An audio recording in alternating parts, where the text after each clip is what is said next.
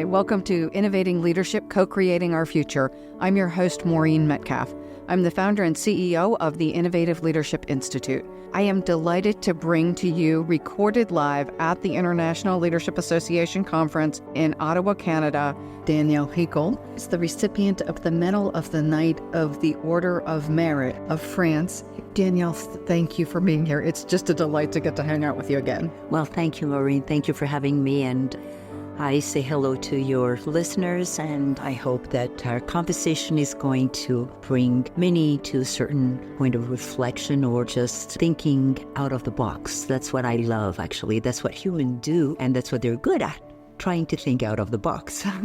Let's talk about the Knight of the Order of Merit of France. So please tell us a little bit about what this is and what it means. Well, when I came, actually, I was born in North Africa, in Morocco, and I grew up in Algeria, which are not easy countries to live in, and especially when you're a woman. My mother was Jewish, and she married my father that was German. So already my path was not going to be an easy one. Then she decided that I was going to be baptized Catholic. And then at the age of 19, she actually married me to the best friend of my half-brother, which was a Muslim. So when I got that award, I would say, or I was nominated, they said something about how they perceived me. They said, you are the unicity within universality.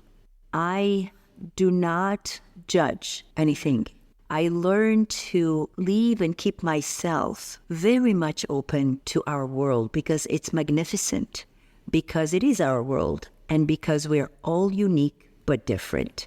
I often say, and I wrote a book that says, the difference is the only thing that is common that we have. It's the only common thing we have. And if you think about it, it is. So my path as a mother, as a grandmother, as a businesswoman, as a spokesperson, and especially for the financial independence of women anywhere in the world, I think that led me to be humble.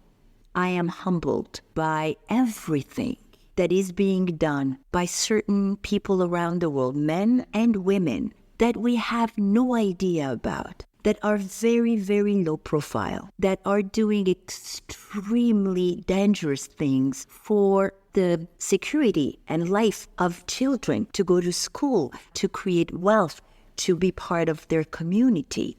But nobody speaks about that. The only thing we have a tendency of talking about is everything that creates fear. So we have learned within the last, I would say, 20 years mainly, to talk about everything that we should be afraid of.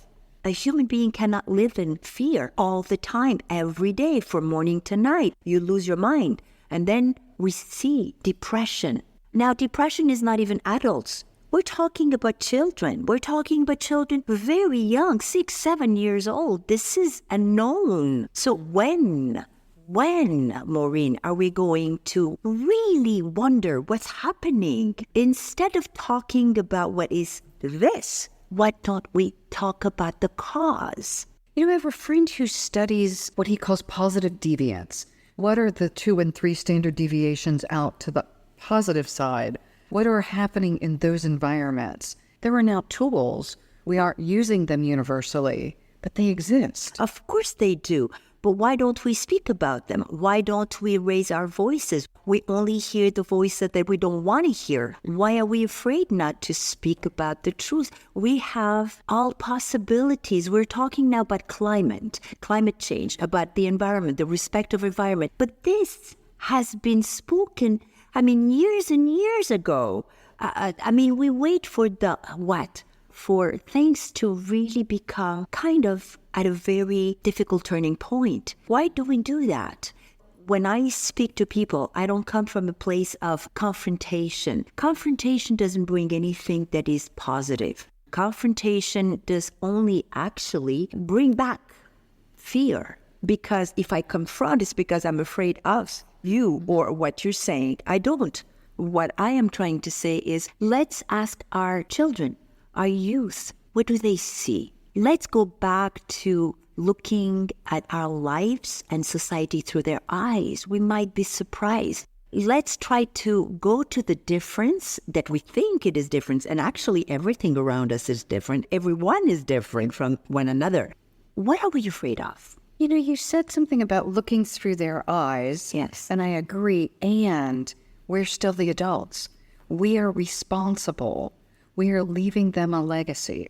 This is the first generation where our children may have a worse world than we had. We also, as leaders, have an opportunity to create an environment that is better. It is through, I believe, education. Actually, we have two so important tools to turn things from negative to positive too. And these two tools, we're not using them properly. The first one is the family. Family is the foundation of love, dialogue, security, food, caring, and education, because that's where you learn soft skills to be compassionate, empathic, respectful. That's where you learn that. Then school. School is the place where you meet all kinds of people from different culture, different generation, and you get this knowledge in order for you to have those tools and to create something that people will benefit from. So we have two major tools that, are we really using them the proper way? Here's my struggle. I won the lottery, right? I was born into a family who valued education. They valued us as children. My mom was able to stay home with us as we were young children. I was born to people who were affluent enough that they could model the value of education. There were so many children who have single parents working two jobs.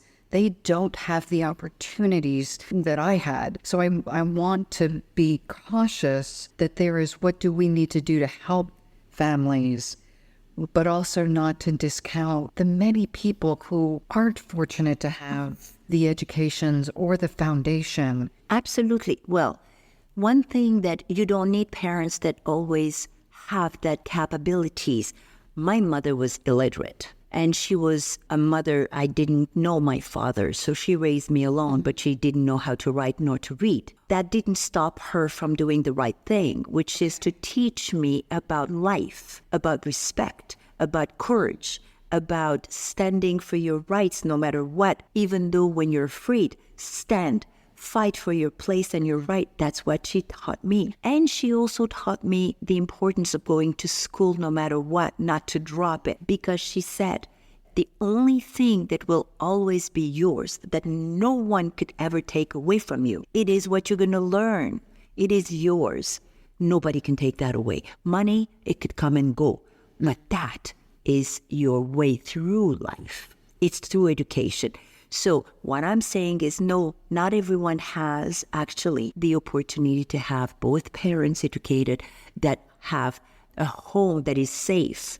That's not what I'm saying. What I am saying is, please, even if it's a child, we have now more and more organization. We have tools. We have people that are listening. We have churches. We have help somewhere, but we have us.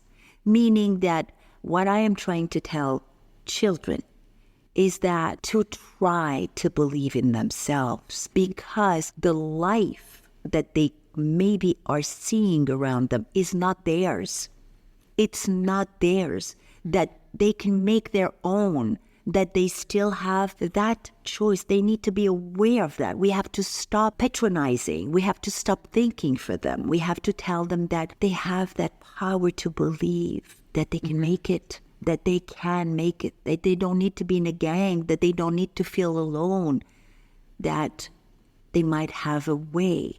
That's what I learned. I learned the hard way, but I learned it. I chose. I could have been, I don't even want to think, because I was not an easy person. It's true. I was not. But I learned that I don't want to be there. I don't want to be a bad, mad, angry person. So tell us a story from you as a young Danielle. Oh. Because people, again, we see you as the person who's won these awards. But you talk about your childhood being not that. No. Right? That you had some tough times. Of course. I was bullied. I was bullied at school because I was different. It's normal, children among them, they're not always that nice. And I didn't have a father to protect me. And my mother was just alone. So because my mother baptized me, she never told me that I was Jewish by birth. So I discovered that I was Jewish by birth when I was 14. So she was always trying to send me to the church and talk to Father and to be with the kids that were singing and doing activities. So I learned that there was a space and a place where people could be kind and to listen and to be safe and feel safe. So I thought, oh, okay, so this is also possible. So we have this kind of world. Well, yes, things are not easy. So then I started being more tough. So I thought that in order to have a space and a place in the world, I needed to fight back. Well, that was not something I was comfortable with, but I did it. I did it, and it came from a place I didn't like. It's the dark place, it's anger, it's madness. So slowly when I became a mother, and I became a mother very young, I was 20, I already had a daughter. At 26, I was a mother of 4. Yes. So you said you got married at 19. I 19. And you were in an arranged marriage. Yes, I was in an arranged marriage.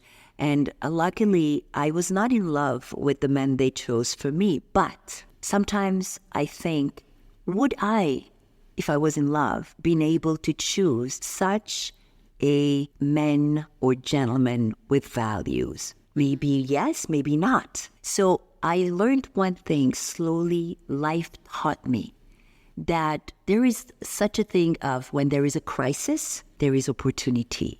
It's either you decide to look for that opportunity or to stay in the crisis mode, and that's where you become mad and angry. So when I discovered who he was, I learned to love him my way, and we had 4 children. This is what I learned all along. When I face a challenge in business, on personal matter, with my children, with life, with being sick or whatsoever, I always wonder, what do I have to learn from it? And you know what? When you really want to look, you find. And it makes things so much better, easier to carry. And you move on. We say when it rains, it pours, but after raining, you have the rainbow. And these are not empty words. This is real. This is my life. I always say to people, don't ask me to give you advice. I have no advice to give to anyone. I am not someone that has a crystal ball, but the only thing I could share with you, it's what I know. And what I know with certainty, it is my life. It is what I went through and nothing else.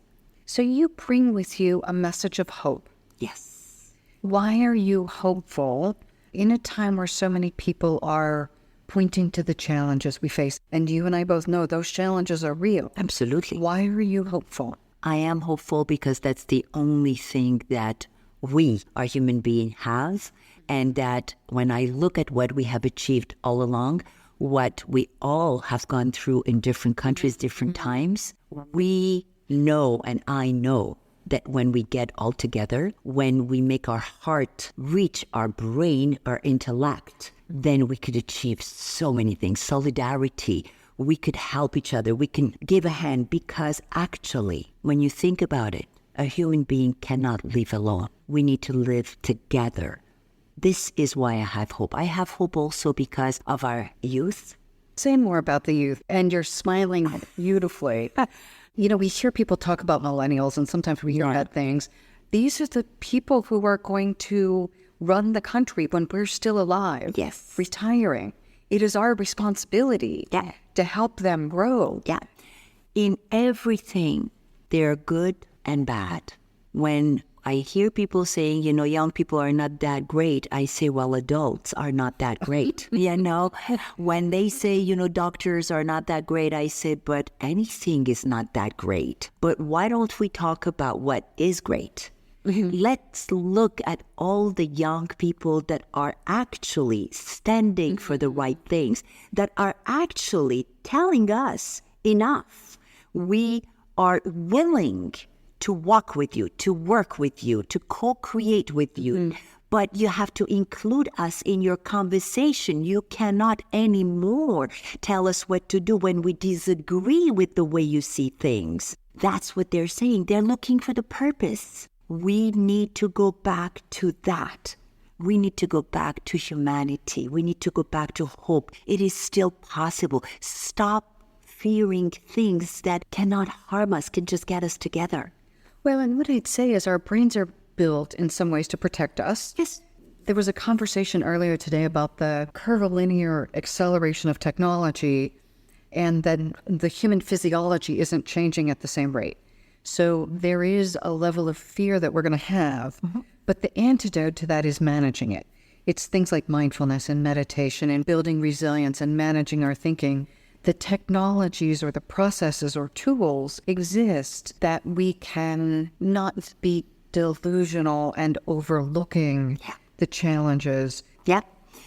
I have my own way of looking at fear. If I recall, as far as I can recall, I have always had fear. Actually, my husband says something about me. He said, "You're like a soldier." I said, "Really?" I thought I was a general. He probably bastard that too. But he said, "No, you're like a soldier because you are afraid to go to war, but you still go." And I'm like thinking, he's right.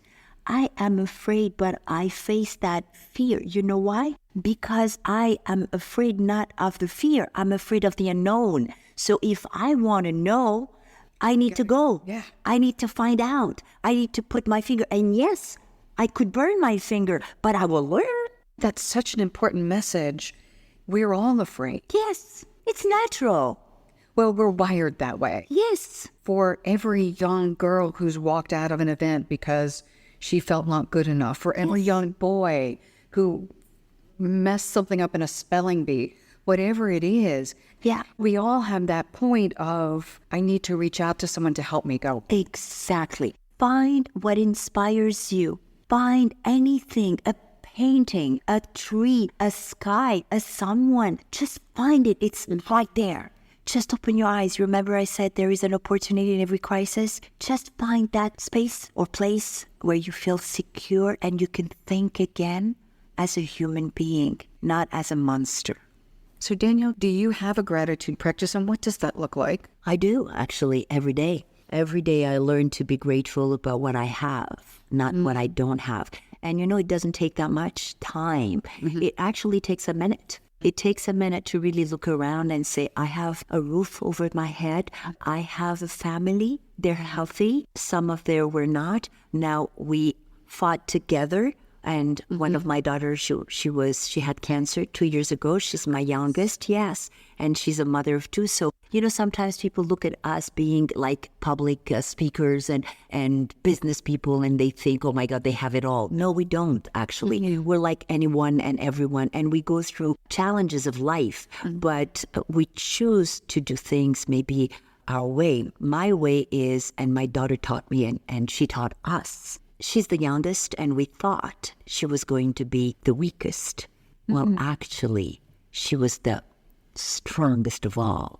She started dancing and singing and changing her food. And she herself taught her two kids that at that time, my Liam was 8 years old and Shaya was 10 years old. And she told him, now you're going to help me to take off my hair. She had long hair all the way back into her back. And I was looking at that and I'm like, wow. And I said to her a few days before, I said, please don't tell them now. Wait a little bit. And you know what she answered?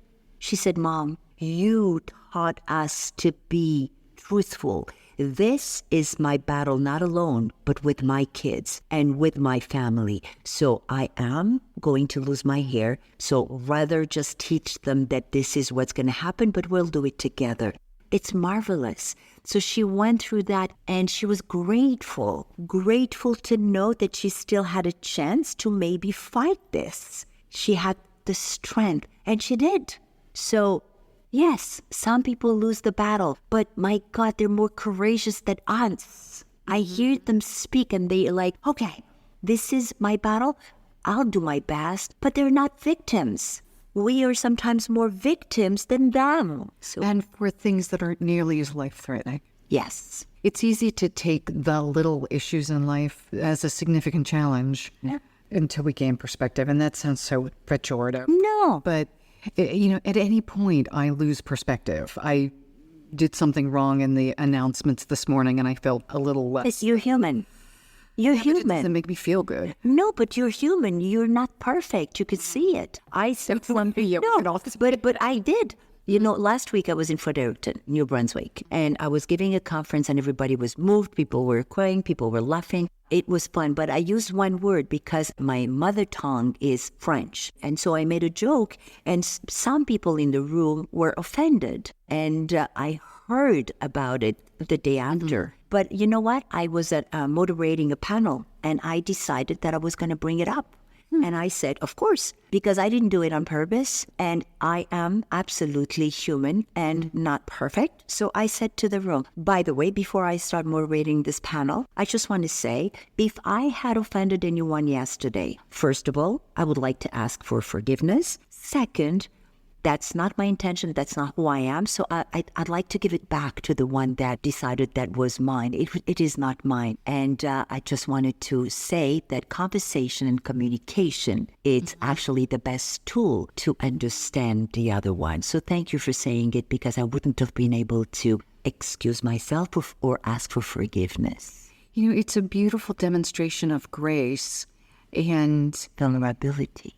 for you and for others, that you don't get mad and that you extend yourself the grace and ask for it from others. It seems what is so missing right now is and I'll use the words Democrats and Republicans, and we have differences all across the board. But if I'm on one side and you're on the other and you say something, I'm going to be offended. If you're on my side and you say something, I'm not going to be offended.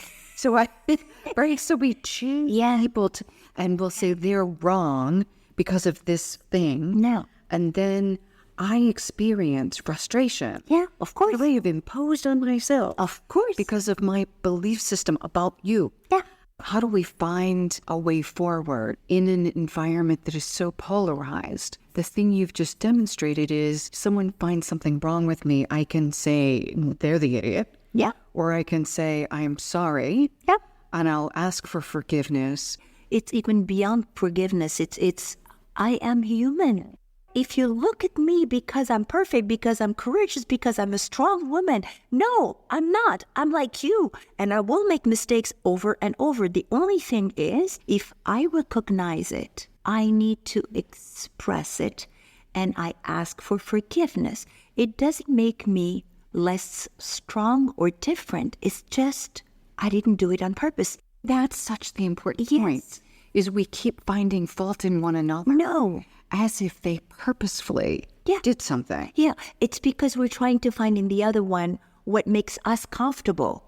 But we are different. I said that at the beginning. We're so different. We come from a different background. We have a different look. Our metabolism is different. We're unique. So why don't we accept that? And maybe it would be so wonderful to try to go towards the other one, both ways, and to understand the other person and maybe discover a whole world of, wow, it's like I'm learning something I didn't know. It is living with and managing with grace. Yes. Anything that you give a name to separates us. Why don't we just try to live gracefully together and try to help each other? I think we forgot that we love to care. Look at what is happening around the world when we have catastrophes, or we have, unfortunately, these terrible things that happen in schools. Everybody then get together and try to help because this is what we do. This is who we are. So why don't we just go there? Yes. There is a lot of mental health issues. We know that. We do know that. But it's coming from somewhere. It's coming from the fact that actually, we said it, we are divided. we are not looking at a human being as a human being. We're looking at a human being as a thing, as someone that Out there, yes, separate from me. completely separate. So we push people to living in ghettos. It's silos. It's like you go into that box and you go into that one. And you women, you go this box. That's the way our brains are wired, though. Yeah. Right? To make sense of things, I put things in boxes. Yeah. So it requires a level of conscious and deliberate choice to say, I am going to rewire my brain to stop seeing people of differences unsafe. Yes. As them, not us. Yes. It takes time and a lot of deliberate attention. Yeah. And even those of us who are working on it, when we're busy and tired and overwhelmed, we still fall into the old unconscious behavior. Because we try to find the reason and it's easier to be a victim again. Well, it's what my brain does. Yes. Without managing it, my brain will say, it is safe that you say Danielle looks different than you. She could be dangerous. Absolutely, because I want to survive. And because I want to protect myself, then we need to make sure that she is not there, so I could be safe, which is wrong. Totally wrong. Completely then continues to raise the question of, how do I become conscious? And it is by having things like a gratitude practice. Yes. It's militant awareness of what I'm thinking and managing that thinking and choosing my words carefully. I know you are a big proponent of the words I use matter. And a word you use that I think is important, and we don't use this word in a business sense very often, is love. Love. Yes. Love is actually so powerful. We cannot do anything if we're not in love of someone or something. You need that to create. I mean, people that feel alone, it's because they feel they're not loved anymore. Sometimes we think that giving to the other is giving money. It is not about money. I have been helping companies to become better or to grow. But I have helped companies. I have invested in companies financially, but not just financially, by mentoring them, by guiding them, by showing maybe a different way of doing business. And I welcome people from every different culture, generation. It's amazing. In my own company, I have, I think, 14 or 15 different nationalities. You should see them in the headquarters, in the cafeteria. They bring food from each other. It smells different. And they eat from each one to discover. Why? Because I have implemented in my company one thing that everybody knows. It is respect.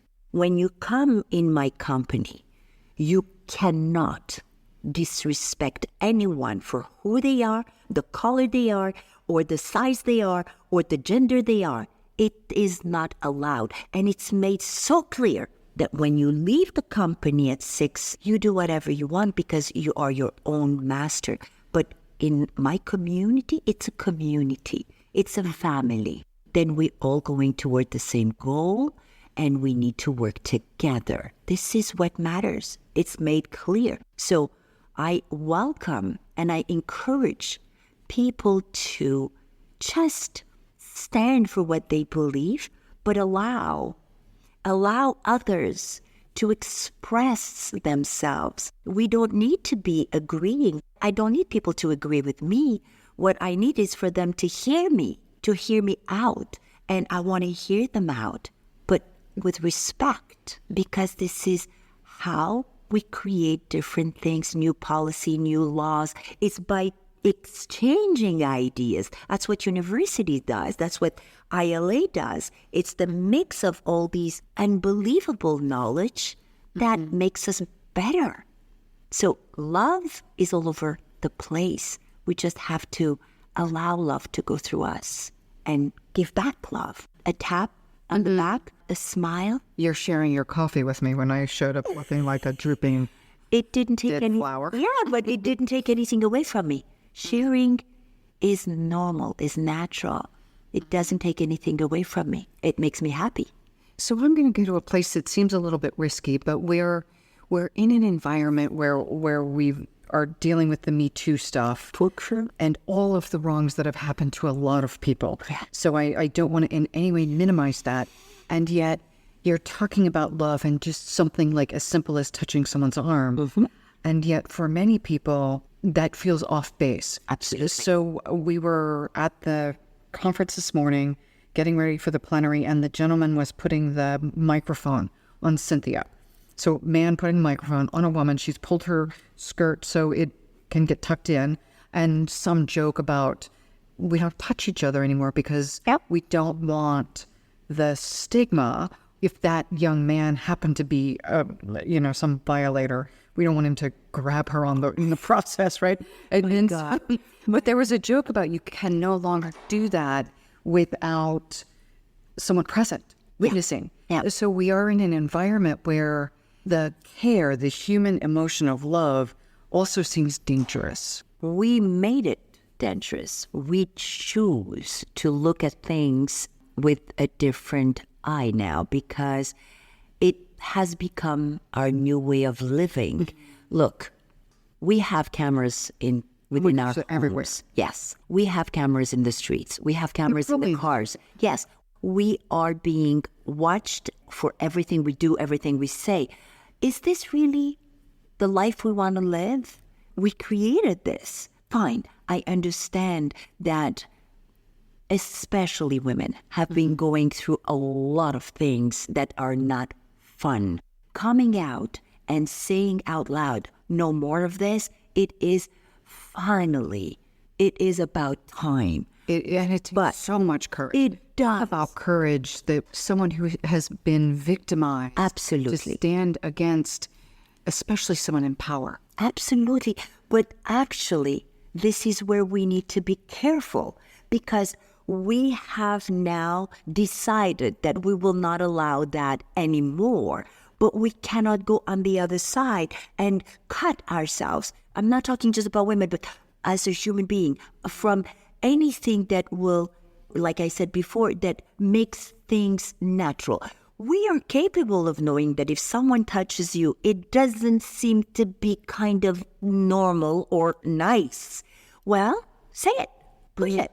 But we still have power dynamics, right? Like you and I can push back. Yes. But I'm not a 16-year-old girl working at McDonald's to help pay the bills, and I'm afraid of that boss. This is why we need to speak about things. We need to bring models that are explaining what it is to feel something is wrong or something is normal. Okay, it is normal to hug someone. It is normal to give a hug and praise someone. It is okay, but it is not okay to put your hands in the wrong place. It is not okay to ask within the first 5 minutes a young woman or a woman to go out for whatever it is. No, it is wrong, but it is okay to say, you know what you said today came and touched me. Can I give you a hug to thank you? It is okay. It is okay.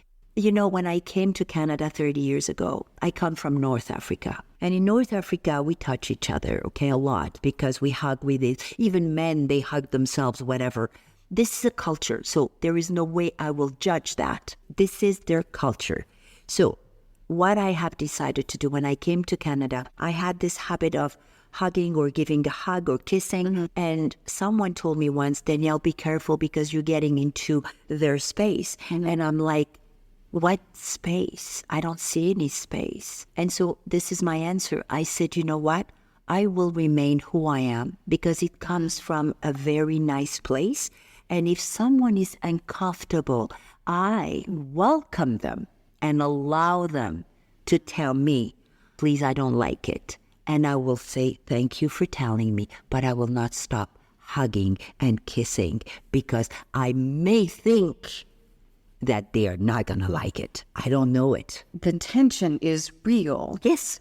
Because we do have to empower. And I say our young people, and I'm thinking more when I was young, I was way less comfortable saying something felt uncomfortable to me. Having bosses who did things that they shouldn't. How do we empower young women and men to feel safe enough to say, this is not okay to me? But you're not alone. What I say in my conferences is, please, There are so many good men out there, but they need to stand for this when they see another man doing something wrong to a woman or to another man. Please say it. Please stand. Please say it. It's a collective way of saying, I want a better world. This is my society, and I can't allow that. This is not part of my value.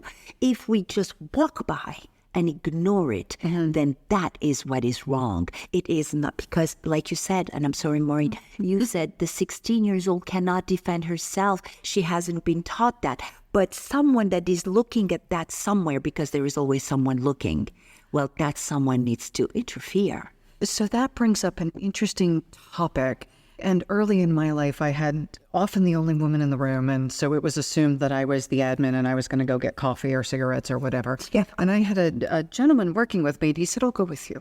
Allies. The importance of allies. Yes. And I spoke at a women's conference recently. There were women who were frustrated that there were men in the audience. It's about allies. Absolutely. We need to welcome our allies and encourage people to stand with us, whoever us is. Yes. Women, men, gay, straight, Everyone. black, white. We are one. We need allies. We are one. Today's day, we just have to welcome whomever you are. I am not judging you. I don't have that right nor that. But people do. I know they do. But this is why I speak about what I speak. I love you the way you are.